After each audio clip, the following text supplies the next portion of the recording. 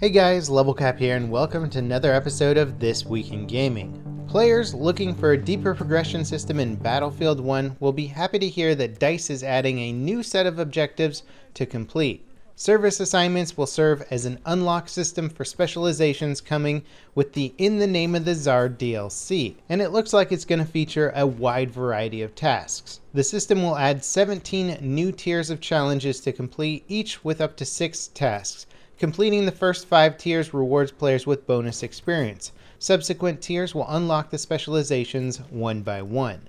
More service assignments will be added in future updates. I'll leave a link to the full list of challenges in the description. Overall, it does appear that In the Name of the Tsar is shaping up to be a very substantial update. BF1 was also added to Origin and EA Access this week. Subscribers can download and play the game free with no limitations on Xbox One or PC as long as you're a subscriber.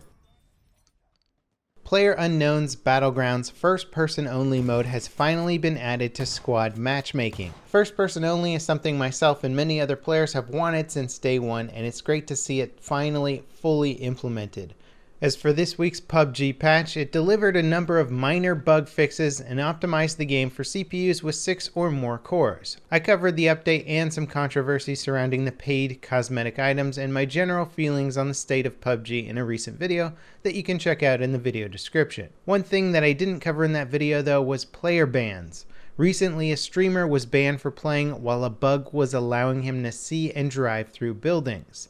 This has stirred up some serious drama regarding bans in PUBG. It raises questions like, should Bluehole take more of a universal approach to banning anyone caught using bugs to their advantage, accidentally or otherwise? Or should players even be held accountable for using these bugs considering the game is very buggy and still in early access? Banning players that abuse or exploit games is an important part of managing any online community. However, developers really need to set some clear-cut guidelines. Obviously, the game is very buggy right now. People are going to run into bugs, and some of those bugs can be exploited. Exploiting some of these bugs is a bannable offense. Exploiting other bugs is not a bannable offense. This is where the community is getting frustrated. I think players should definitely get a warning before they're banned for exploiting a bug in-game, especially if they didn't know that it was a bannable offense. When it comes to PUBG's long-term future, the game's creator Brendan Green was quoted in an interview with Game Informer saying, "We want to go back in maybe a year's time and just redo the whole island to make it a little bit better and more polished."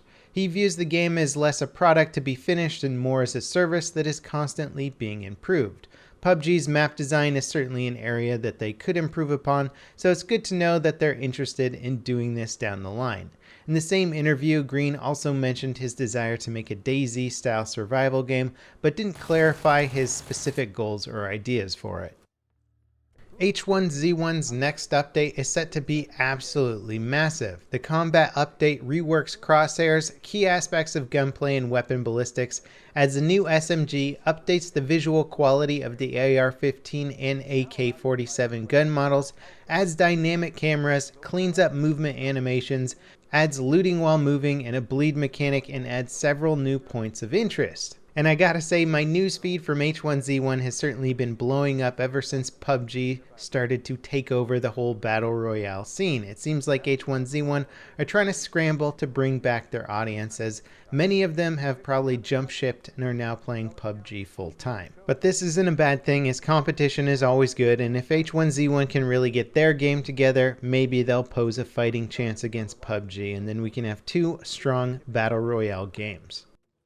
Rainbow Six Siege has received a new patch that lays the groundwork for much larger improvements in the future. Title Update 2.2.2 adds a dedicated server system for custom matches and terrorist hunt that will be implemented as the new servers are added. It also adds dedicated servers for in-game voice chat that will go live in the near future. What has been changed right now is vaulting animations. Previously, vaulting players wouldn't have their gun pointed where they were looking. This led to players getting shot by enemies that seem to be not looking at them. The new animations are big improvements and should help cut down on questionable kills. As for new cosmetic items, the update adds a universal Operation Health weapon charm, a new mended weapon skin for the revolver, and gauze headgear for the operator dock.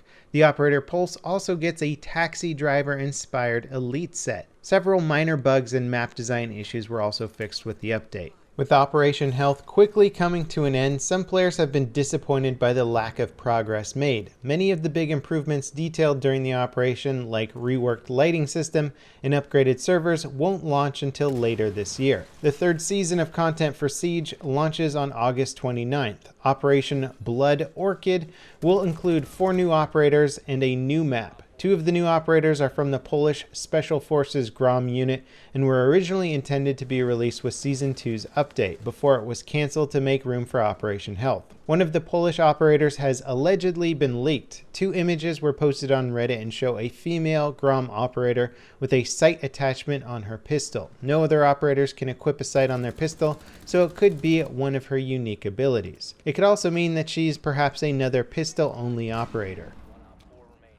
Overwatch is finally getting deathmatch game modes. TDM and free-for-all have been added to the game's test servers for player feedback. Both modes will be added to several existing maps, but a new map called Chateau Gillard is being made just for the free-for-all matches. Players will be able to find matches for both modes in arcade, meaning they won't be in the standard rotation for quick play. The annual Summer Games event for Overwatch is currently live. Players can compete in ranked competitive matches of Lucio Ball to earn competitive points that work just like the standard points awarded for seasonal match wins. Tons of new cosmetic items are also available in the Summer Games loot boxes. Destiny 2's PC Open Beta begins on August 29th. It features some bug fixes made since the console's betas. The Open Beta will be our first glimpse of what the PC game will be like on PC outside of what we've seen at closed events. The devs posted a detailed article listing the various improvements as well as answers to questions being asked about the PC-specific issues like FPS limits and gameplay recording. Destiny 2 will feature an unlocked frame rate with the ability to set an upper limit via a config file. It will also block third-party overlays like Discord. When it comes to recording gameplay, programs like OBS and XSplit will only work when the game is running in borderless full screen or windowed mode. These limitations aren't just for the beta and will be in the final release of the game.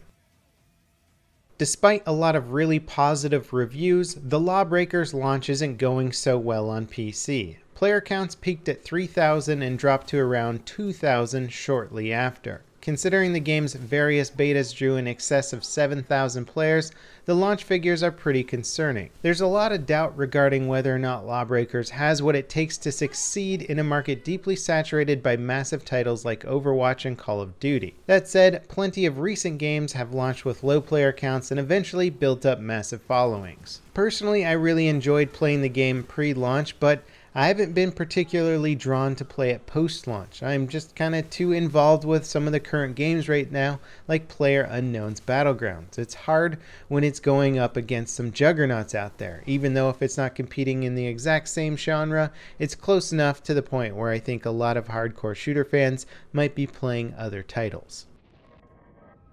Starbreeze, publishers of the Payday franchise, have announced their next game. If you like Payday 2 and killing Nazis, Raid World War II might be the game for you. Raid is a 4-player co-op first-person shooter. The cinematic trailer for the game is pretty good looking, but doesn't show any of the actual gameplay.